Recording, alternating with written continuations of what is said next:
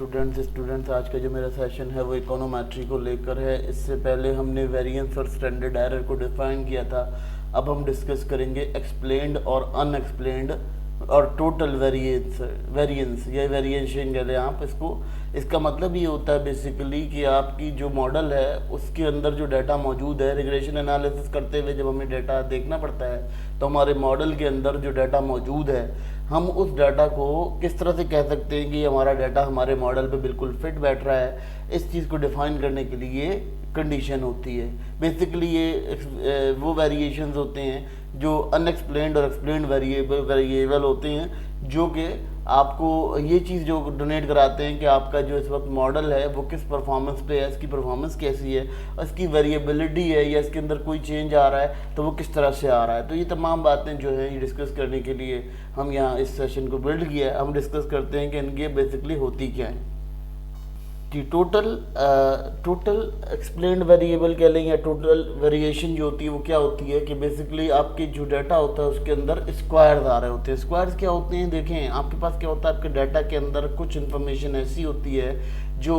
कि आप क्या करते हो उसका एक मीन स्क्वायर निकाल लेते हो, उसका मीन निकालते हो और मीन का स्क्वायर ले लेते हो, जिससे आपको डाटा की एक्चुअल नॉलेज हो जाती है। तो यहाँ जो टोटल एक्सपेंडिचर या टोटल एक्सप्लेन्ड वेरिएबल कह रहे हैं या वेरिएबिलिटी कह रहे हैं वो ये है कि आपके जो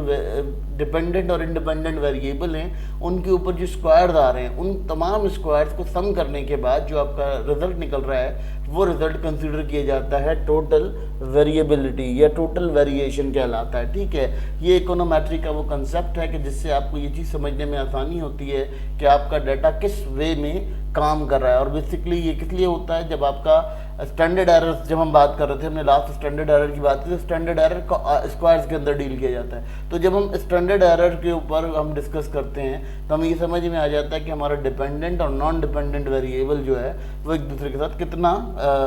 कांटेक्ट करता है, कितना मिलता है एक दूसरे से। इसमें जो वेरिएशन की बात की जा रही है, देखिए अब ये क्या करता है, ये आपके रिग्रेशन एनालिसिस के अंदर जब हम बात करते हैं तो जहाँ पर हमारी कंडीशन ये हो जाती है कि एक्सप्लेन्ड वेरिएशन क्या होती है। एक्सप्लेन्ड वेरिएशन वो होती है कि आपका जो एक्सप्लेन्ड वेरिएबल होता है उसके दरमियान में जो फ़र्क पैदा होता है, बेसिकली वेरिएशन कहते हैं किसे, फ़र्क को कहते हैं। ठीक है, जो डिपेंडेंट और इंडिपेंडेंट वेरिएबल के दरमियान में जो फ़र्क पैदा हो रहा होता है वो फ़र्क जो है आप जब गिनते हो या उसको नाप लेते हो कि इतना फ़र्क हो रहा है और उसको आप अच्छे से जाहिर कर पाते हो या एक्सप्लेन कर पाते हो, तो वो सिचुएशन जो है वो कंसिडर की जाती है एक्सप्लेन्ड वेरिएशन। एक्सप्लेन्ड वेरिएशन कुछ इस तरह से समझ लेते हैं कि वो क्या होता है कि जो आपका डाटा है उसके अंदर जितने भी एरर टर्म्स हैं और जितने भी ऑब्जर्व्ड वैल्यूज़ हैं उन दोनों के दरमियान में जो फ़र्क मौजूद है वो फ़र्क आप डिफाइन कर सकते हो एक्सप्लेन वेरिएशन की मदद से। तो इसीलिए इसको यहाँ डिस्कस किया जाता है इकोनोमेट्री के अंदर। अनएक्सप्लेन वेरिएशन इस तरह से समझ लेते हैं कि देखें ये कौन सी कंडीशन होती है, ये उन वैल्यूज़ का सम होता है आपके मॉडल के अंदर जो वैल्यूज़ आप एक्सप्लेन नहीं कर पाते हैं। यानी वो क्या होती हैं, वो आपकी जो ऑब्जर्व वैल्यूज़ होती हैं उनका स्क्वायर होता है। ठीक है, और जब आप उसकी बात करते हैं दूसरी साइड पर, अगर हम दूसरी एस्पेक्ट पे बात करते हैं तो वहाँ क्या होता है, वहाँ पर जो आपका प्रिडिक्शन वैल्यू होती है उसको आप डिफाइन नहीं कर पाते या एक्सप्लेन नहीं कर पाते कि इनमें कितनी वेरिएशन है या किस हद तक ये एक दूसरे से फ्रिक्वेंटली वेरिएट कर पाएंगे। तो ये चीज़ें आप यहाँ डिफाइन नहीं कर पाते, जिस डेफिनेशन की वजह से, जिस लेक ऑफ डेफिनेशन की वजह से क्या होता है कि आपका जो सिस्टम होता है वो एक एरर की तरफ चला जाता है, उसकी मूवमेंट जो है वो एरर की तरफ मूव कर जाती है। तो ये एक बड़ा इंपॉर्टेंट रिजल्ट होता है, ये एक इंपॉर्टेंट टाइम होता है। अच्छा, अगर हम यहाँ बात करते हैं कि ये किस तरह से डील करता है तो ये मॉडल्स में इसी तरह से डील करता है। मैथमेटिकली बात करते हैं तो स्टैंडर्ड स्क्वायर एस्टिमेशन है ये। स्टैंडर्ड स्क्वायर एस्टिमेशन ये होती है कि आपके पास कंडीशन ये होती है कि जब आपके पास आपने मेजर लेना होता है एक्सप्लेन्ड वेरिएबल्स का, तो एक्सप्लेन्ड वेरिएबल की वेरिएशन लेने के लिए आप इस तरह से वेरिएशन लेते हो। ठीक है, फिर अगर आप जो है वो अच्छा, अब उसके बाद अगर आप देखते हो, अगर आप SSR को देखो तो SSR क्या है, जो रिप्रेजेंटेड वैल्यूज़ हैं, यानी रिप्रेजेंटेड वैल्यूज़ क्या कि जो आपकी ऑब्जर्वेशन हैं वो आपको देखते हो तो आप उसका स्क्वायर उस फार्मूले के ऊपर से ले सकते हो मैथमेटिकली। फिर अगर हम बात कर लेते हैं थर्ड पे, तो जब हम SST निकालते हैं यानी टोटल जो सीक्वेंस ऑफ एरर निकालते हैं या टोटल सीक्वेंस ऑफ एरर निकलता है हमारा, वो किस तरह से निकलता है कि हम SSR को और SSE को प्लस करते हैं और उसके बाद हम ऑब्जर्व वैल्यू पे प्लेस करते हैं तो हमें क्या मिलता है, टोटल वेरिएशन